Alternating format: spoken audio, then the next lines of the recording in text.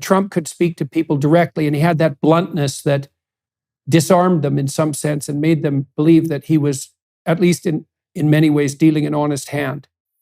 Now, he suffered a tremendous amount of assault through vitriol when he was running for president and when he was president, probably more than any president that I can remember, including Richard Nixon, who I think might have run second for having most abuse dumped on him.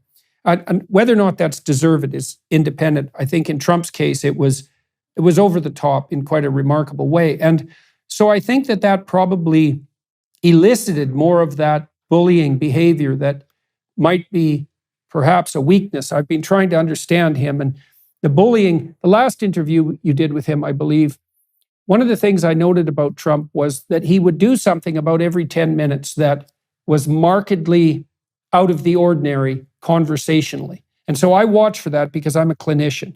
And so I always watch people talk to see when they're going off script, let's say, because there's always something underneath that.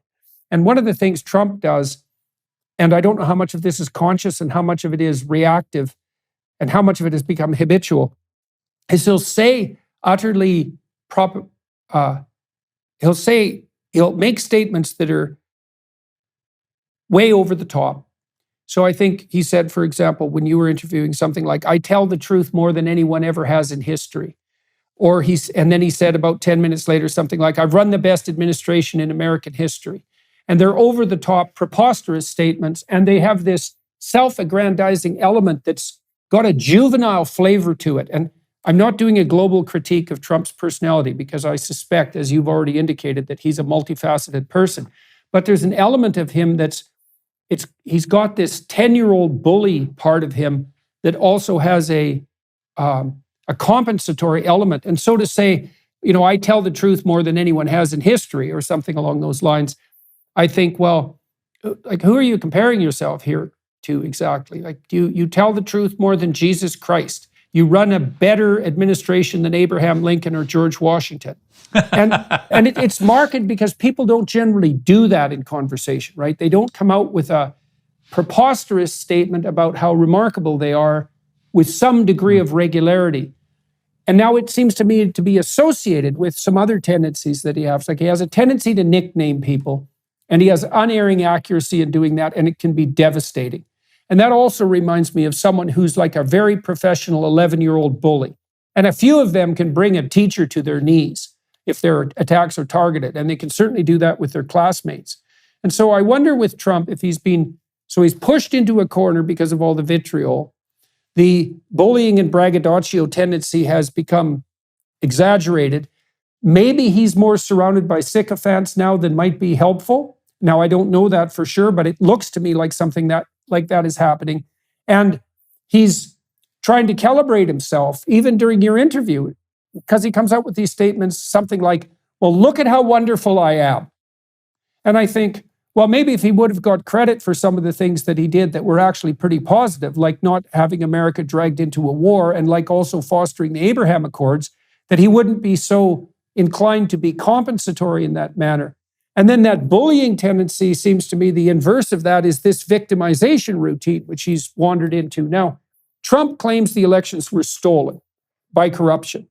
And I would say part of the reason people find that credible is because the American left-wing establishment and the liberal establishment, for that matter, were unbelievably vitriolic to Trump and stooped pretty much to anything in order to devalue and criticize him, no matter how unfair and how over the top. And that generated a fair bit of sympathy on people's part. And I think it generated a sense that he was, in some global sense, treated unfairly.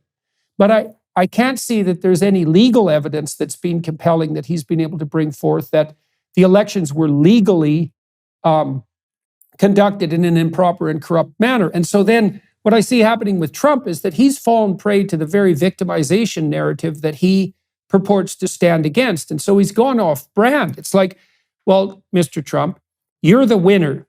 You're the guy who doesn't have things stolen from him by callow fools. You're the leader of the free country. You can stand up to the dictator of North Korea and to Vladimir Putin himself. You're a winner. And that's your brand. And yet the election was stolen from you. And now your story is it was stolen and everything's corrupt and all the institutions are corrupt, which is exactly what the left-wing radicals are saying. And there's very little positive messaging tied up in that, and it's hamstringing the Republicans. And so, well, that's how it looks to me. And so I'm wondering, you know Trump very well. Am I not giving the devil his due in this situation? Am I off in my analysis in some important way? No, I think you're spot on. And I think some interesting points you raised there. I mean, I've always thought Trump is a unique character in that he has the thickest skin of anybody I've ever seen in public life and also the thinnest skin.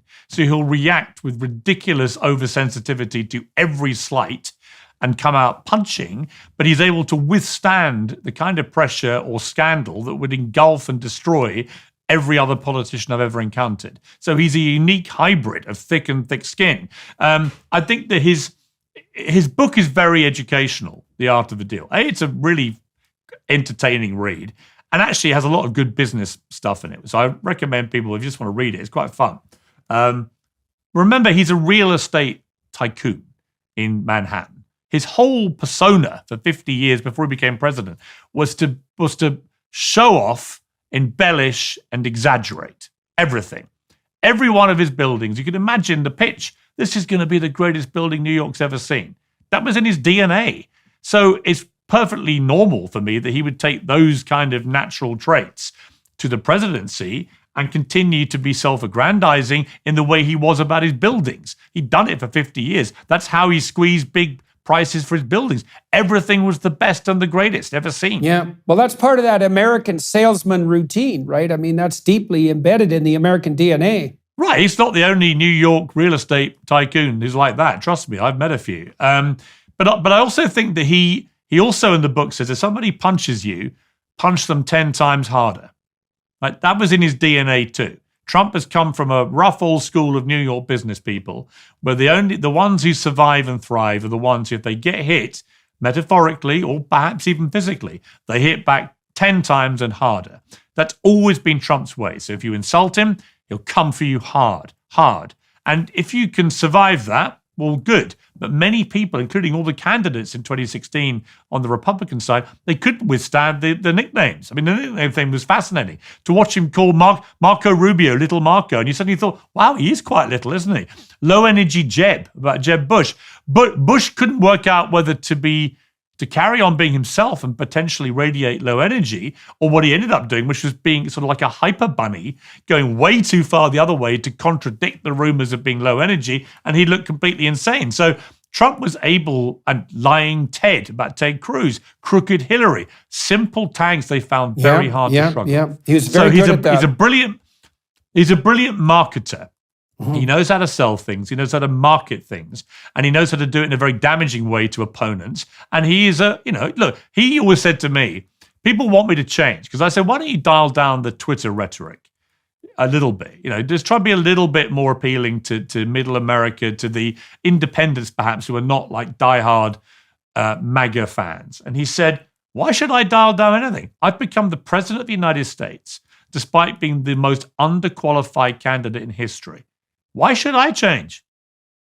I've just beaten, he said, the most qualified candidate the country's ever seen, Hillary Clinton. I kept being told I was the least qualified, she was the most qualified, and I've beaten her to the White House. Why should I change who I am?